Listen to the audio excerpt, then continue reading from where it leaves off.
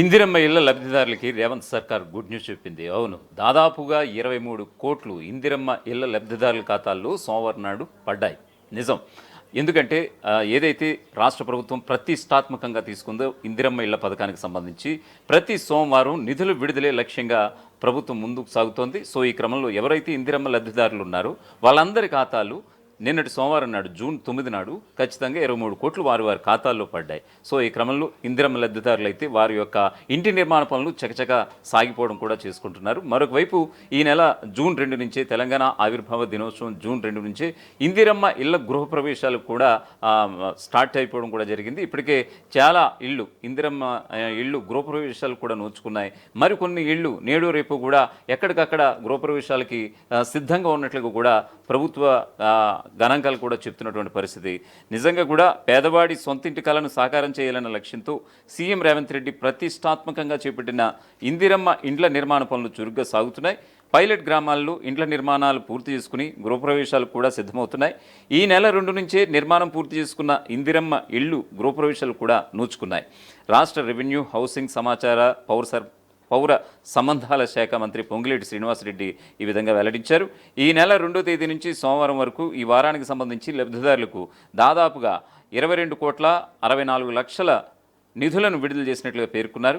ఇందిరమ్మ ఇళ్ల పథకానికి సంబంధించి వారం రోజుల్లో ఇప్పటి వరకు 1,549 ఇళ్లు బేస్మెంట్ పూర్తి చేసుకోగా 481 ఇళ్లు గోడల నిర్మాణం వరకు, మరో 117 ఇళ్లు స్లాబ్ వరకు పూర్తయ్యాయని సాక్షాత్తు పొంగులేటి శ్రీనివాసరెడ్డి వెల్లడించారు.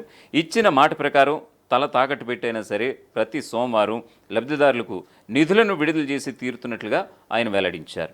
రాష్ట్రంలో ఇంతవరకు బేస్మెంట్ వరకు 9,877, గోడల వరకు 1,839, స్లాబ్ వరకు పూర్తయినవి 388 ఇళ్లున్నాయని, వాటికి మొత్తం 98,64,00,000 విడుదల చేసినట్లుగా వెల్లడించారు.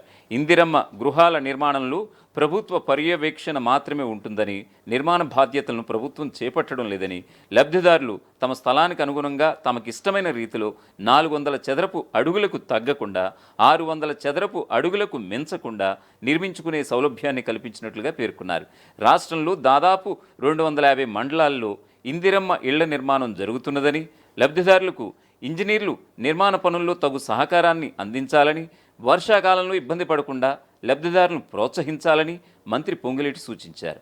పేదవాడి సొంతింటి కలను సాకారం చేయాలన్న లక్ష్యంతో ప్రతిష్టాత్మకంగా చేపట్టిన ఇందిరమ్మ ఇళ్ల నిర్మాణ పనులు చురుగ్గా సాగుతున్నాయని, పైలట్ గ్రామాల్లో ఇండ్ల నిర్మాణాలు పూర్తి చేసుకుని గృహప్రవేశాలు కూడా సిద్ధమవుతున్నాయని రాష్ట్ర రెవెన్యూ, హౌసింగ్, సమాచార, పౌర సంబంధాల శాఖ మంత్రి పొంగులేటి శ్రీనివాసరెడ్డి వెల్లడించారు. ఈ నెల 2వ తేదీ నుంచి ఈ రోజు వరకు అంటే ఈ వారానికి సంబంధించి లబ్ధిదారులకు 22,64,00,000 రూపాయలను నిధులను విడుదల చేసినట్లుగా ఆయన సోమవారం విడుదల చేసిన ఒక ప్రకటనలో వెల్లడించారు. ఇందిరమ్మ ఇళ్ల పథకానికి సంబంధించి గత వారం రోజుల్లో ఇప్పటి వరకు 1,549 ఇండ్లు బేస్మెంట్, 481 ఇళ్లు గోడల నిర్మాణం వరకు, మరో 117 ఇళ్లు స్లాబ్ల వరకు పూర్తయ్యాయని వెల్లడించారు. గత ప్రభుత్వం చేసిన ఆర్థిక విధ్వంసం వల్ల రాష్ట్ర ప్రభుత్వానికి ఆర్థికంగా ఎన్ని ఇబ్బందులు ఉన్నా కూడా పేదవానికి ఇచ్చిన మాట ప్రకారం తల తాకట్టు పెట్టైనా సరే ప్రతి సోమవారం లబ్ధిదారులకు నిధులను విడుదల చేసి తీరుతామని చెప్పారు. ఒక్కరోజు కూడా ఇందిరమ్మ లబ్ధిదారుడు నిధుల కోసం ఎదురు చూడకుండా నేరుగా వారి బ్యాంక్ ఖాతాల్లోనే జమ చేస్తామని ఆయన హామీ ఇచ్చారు. రాష్ట్రంలో ఇంతవరకు బేస్మెంట్ పూర్తయినవి 9,877, గోడలు పూర్తయినవి 1,839, స్లాబ్ పూర్తి చేసుకున్నవి 388 ఇళ్ళు. ఇలా మొత్తం వీటన్నింటి ఇళ్లకి 98,64,00,000 రూపాయలు విడుదల చేశామని కూడా పొంగులేటి వెల్లడించారు. ఇందిరమ్మ గృహాల నిర్మాణంలో ప్రభుత్వ పర్యవేక్షణ మాత్రమే ఉంటుందని, నిర్మాణ బాధ్యతలను ప్రభుత్వం చేపట్టడం లేదని, లబ్ధిదారులు తమ స్థలానికి అనుగుణంగా తమకు ఇష్టమైన రీతిలో 400 చదరపు అడుగులకు తగ్గకుండా 600 చదరపు అడుగులకు మించకుండా నిర్మించుకునే సౌలభ్యాన్ని కల్పించడం జరిగిందని కూడా తెలిపారు. రాష్ట్రంలో దాదాపు 250 మండలాల్లో ఇందిరమ్మ ఇళ్ల నిర్మాణం సాగుతుందని, లబ్ధిదారులకు ఇంజనీర్లు నిర్మాణ పనుల్లో తగు సహకారాన్ని అందించాలని, వర్షాకాలంలో ఇబ్బంది పడకుండా లబ్ధిదారులను ప్రోత్సహించాలని మంత్రి పొంగులేటి సూచించారు. ఇక తెలంగాణ ముఖ్యమంత్రి రేవంత్ రెడ్డి పేదల కోసం ఇళ్ల నిర్మాణం చేపట్టారు. గ్రేటర్ హైదరాబాద్లో కూడా ఇందిరమ్మ ఇళ్ల నిర్మాణం కూడా త్వరలోనే జరగబోతుందన్నట్లుగా కూడా తెలంగాణ సెక్రటేరియట్ వర్గాల నుంచి మనకైతే ఖచ్చితమైనటువంటి సమాచారం ఉంది. 16 మురికి వాడలను ఇప్పటికే ఎంపిక చేశారట. ఇందులో G+3 ఈ నమూనాలో ఇందిరమ్మ ఇళ్ల నిర్మాణం చేపట్టేందుకు రేవంత్ సర్కార్ సిద్ధమైనట్లుగా తెలుస్తోంది. సుమారుగా 84,000 ఇళ్లు జీహెచ్ఎంసీ పరిధిలో నిర్మించాలన్నది రేవంత్ ప్రభుత్వ లక్ష్యంగా తెలుస్తోంది. తెలంగాణ పునర్నిర్మాణ దిశగా ముఖ్యమంత్రి రేవంత్ రెడ్డి తీసుకుంటున్న ప్రతి అడుగు ప్రజల ఆకాంక్షలకు అద్దం పడుతోంది. బీపీఎల్ వర్గాల ప్రజలకు కనీస అవసరమైన నివాస హక్కును ఇవ్వాలని, అట్టడుగు తరగతులకు అభివృద్ధి ఫలాలు అందించాలనే సంకల్పంతో ఇందిరమ్మ ఇళ్లు పథకాన్ని రేవంత్ సర్కార్ మరింత విస్తృతంగా అమలు చేయాలని నిర్ణయించింది. ఇప్పటికే గ్రామీణ ప్రాంతాల్లో ఈ పథకం విజయవంతంగా అమలవుతోంది. ఇప్పుడు అదే పంథాలో గ్రేటర్ హైదరాబాద్తో పాటు రాష్ట్రంలోని అన్ని ప్రధాన పట్టణాల్లోనూ పేదల కోసం ఇళ్ల నిర్మాణం చేపట్టేందుకు ప్రభుత్వం సిద్ధమవుతోంది. పట్టణాల్లో స్థలాభావాన్ని దృష్టిలో ఉంచుకుని ఎక్కువ మందికి ఒకేసారి నివాస సౌకర్యం కల్పించేందుకు ప్రభుత్వం G+3 నమూనాలు ఇందిరమ్మ ఇళ్ల నిర్మాణాన్ని చేపట్టబోతోంది. అంటే 4 అంతస్తులు కలిగిన అపార్ట్మెంట్ నిర్మాణాలే ప్రభుత్వ లక్ష్యంగా తెలుస్తోంది. ఇందుకోసం ప్రత్యేకంగా స్థలాల గుర్తింపు ప్రక్రియ ఇప్పటికే ప్రారంభమైంది కాక కొన్ని చోట్ల పూర్తయ్యేందుకు కూడా. గ్రేటర్ హైదరాబాద్లో 16 ప్రధాన మురికివాడలలో భూములను ఇప్పటికే గుర్తించారు. ఇందులో ఐఎస్ సదన్ పరిధిలోని సరళాదేవి నగర్, దిల్సుఖ్ నగర్లోని పిల్లి గుడిసె ప్రాంతాలు ప్రాధాన్యత పొందుతున్నాయి. ఈ ప్రాంతాల్లో భూ వివాదాలు లేకపోవడంతో త్వరితగతిన నిర్మాణం చేపట్టేందుకు గ్రీన్ సిగ్నల్ ఇచ్చినట్లుగా తెలుస్తోంది. అయితే మిగతా 14 మురికివాడల్లో మాత్రం భూములపై వివాదాలు, స్థానిక సమస్యలు, కొన్ని చోట్ల కోర్టు కేసులు ఉన్నట్లుగా వెల్లడైంది. దీంతో రెవెన్యూ, గృహ నిర్మాణ శాఖలతో పాటు జీహెచ్ఎంసీ అధికారులు కలిసి సమగ్ర సర్వే చేపట్టాలని నిర్ణయించారు. ఈ సర్వే ద్వారా ప్రతి స్థలం లీగల్ క్లారిటీ, ప్లానింగ్ అనుమతులు, మౌలిక సదుపాయాల అంశాలపై పూర్తిస్థాయి సమాచారం సేకరించబోతున్నారు. ఇందులో ముఖ్యంగా జీహెచ్ఎంసీ టౌన్ ప్లానింగ్ నిబంధనలకు స్థలాలు అనుగుణంగా ఉన్నాయా అన్న అంశాన్ని సమీక్షించబోతున్నారు. ఒక్కో బ్లాక్ నిర్మాణానికి కనీసం 500 గజాల స్థలం అవసరమని అధికారులే అంచనా వేస్తున్నటువంటి పరిస్థితి కనిపిస్తోంది. అందులో 150 గజాలను రోడ్లు, డ్రైనేజీ, పార్కింగ్ లాంటి మౌలిక వసతుల కోసం వాడబోతున్నారు. మిగతా స్థలంలో 16 ఫ్లాట్లు నిర్మించేలాగా ప్రణాళిక రూపొందిస్తున్నారు. రాష్ట్ర ప్రభుత్వ లక్ష్యం స్పష్టంగా ఉంది. ప్రతి అసెంబ్లీ నియోజకవర్గంలో 3,500 ఇళ్లు ఇవ్వాలనేది గమనార్హమైన అంశం. అంటే గ్రేటర్ హైదరాబాద్ పరిధిలోనే మొత్తం 84,000 గృహాలు పేదలకు అందించాలన్నది రేవంత్ సర్కార్ లక్ష్యం. అయితే ఇందుకు అవసరమైన స్థలాల లభ్యతపై మరోసారి సమగ్ర సర్వే చేపట్టి నిర్మాణానికి అనువైన ప్రాంతాల జాబితాను తుదిరూపు ఇవ్వబోతున్నారు అధికారులు. ఇది ఒక్క గ్రేటర్కే పరిమితం కాదు. రాష్ట్రంలోని ప్రధాన జిల్లా కేంద్రాల్లోనూ ఇదే విధానాన్ని అమలు చేయబోతోంది రేవంత్ సర్కార్. వరంగల్, ఖమ్మం, నిజామాబాద్, కరీంనగర్, మహబూబ్ నగర్, నల్లగొండ వంటి నగరాల్లో మురికివాడల్లో నివసిస్తున్న పేదలకు G+3 నమూనాల్లో ఇండ్లను నిర్మించి ఇవ్వాలని సర్కార్ స్పష్టం చేసింది.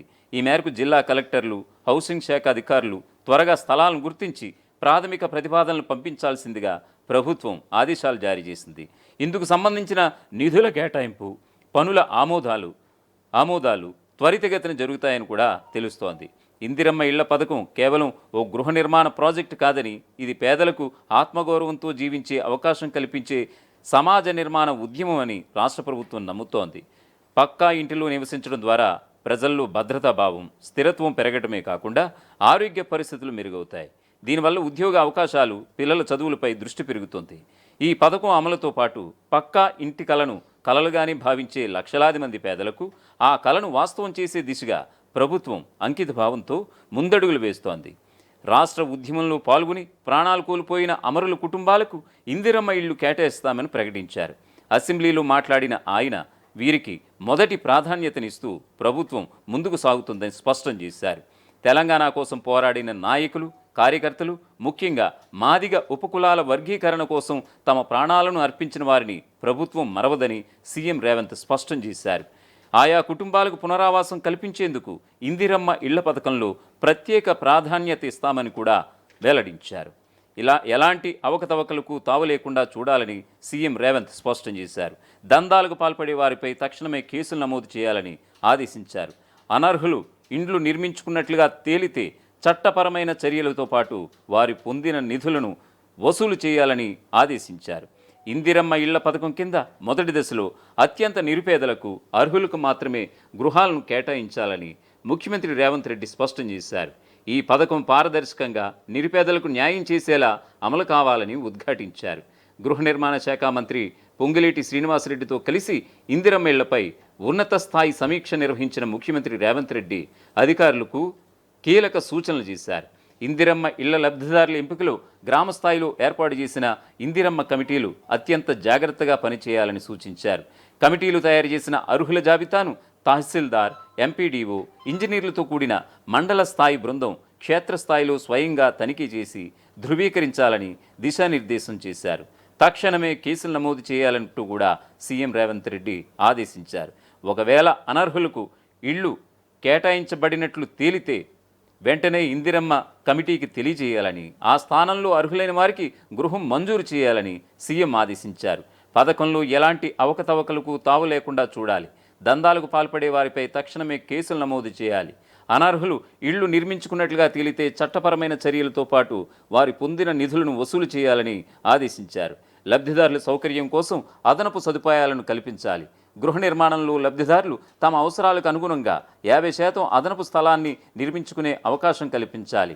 ఇందిరమ్మ ఇళ్లకు సిమెంట్, స్టీల్ వంటి నిర్మాణ సామగ్రిని సరసమైన ధరలకు అందుబాటులో ఉంచేలా అధికారులు చర్యలు తీసుకోవాలని ముఖ్యమంత్రి రేవంత్ రెడ్డి ఇందిరమ్మ ఇళ్ల పథకంలో భాగంగా ఉన్నతాధికారుల సమీక్షా సమావేశంలో అధికారులకు దిశానిర్దేశనం చేశారు.